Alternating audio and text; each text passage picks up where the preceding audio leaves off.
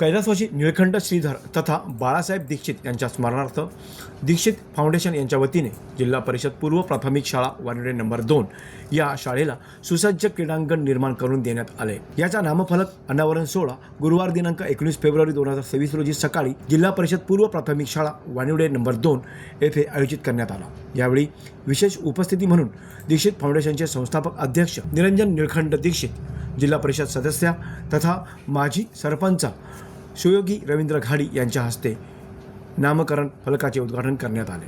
यावेळी उपसरपंच मेघा सरवणकर, ग्रामसेविका पाटील मॅडम, सर्व ग्रामपंचायत सदस्य सविता घाडी, चेतना बामणे, निलेश राघव, तंटामुक्ती अध्यक्षा अर्पिता राघव, अंगणवाडी सेविका शैला घाडी, विलास तांबे, श्रीधर घाडी इत्यादी सर्व शिक्षक, पालक वर्ग, विद्यार्थी तथा ग्रामस्थ उपस्थित होते। शाळेतील विद्यार्थ्यांना इंग्रजीची भीती वाटू नये म्हणून शिक्षक आणि पालक यांनी विशेष लक्ष द्यावे असे दीक्षित फाउंडेशनचे संस्थापक अध्यक्ष निरंजन निळकंठ दीक्षित यांनी मार्गदर्शन केले।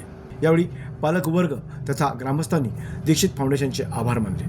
पण इंग्रजी हा असा एक विषय आहे तो पुढे ना कुठेतरी आपल्याला त्याचा उपयोग करायला लागतो, वापरायला लागतो।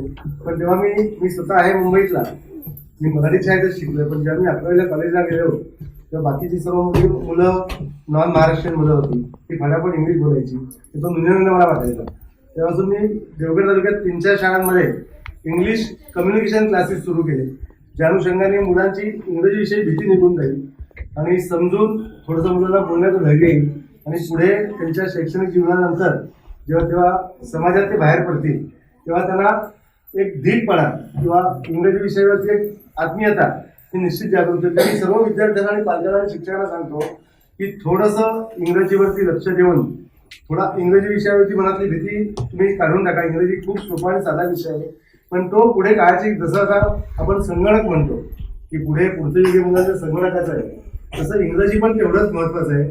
तर मी तुम्हाला सर्वांना प्रेमाची आग्रहाची विनंती करतो की इंग्रजी विषयावर थोडंसं लक्ष द्या। श्री विद्या सरवणकर, जनशक्ती, वानिवडे।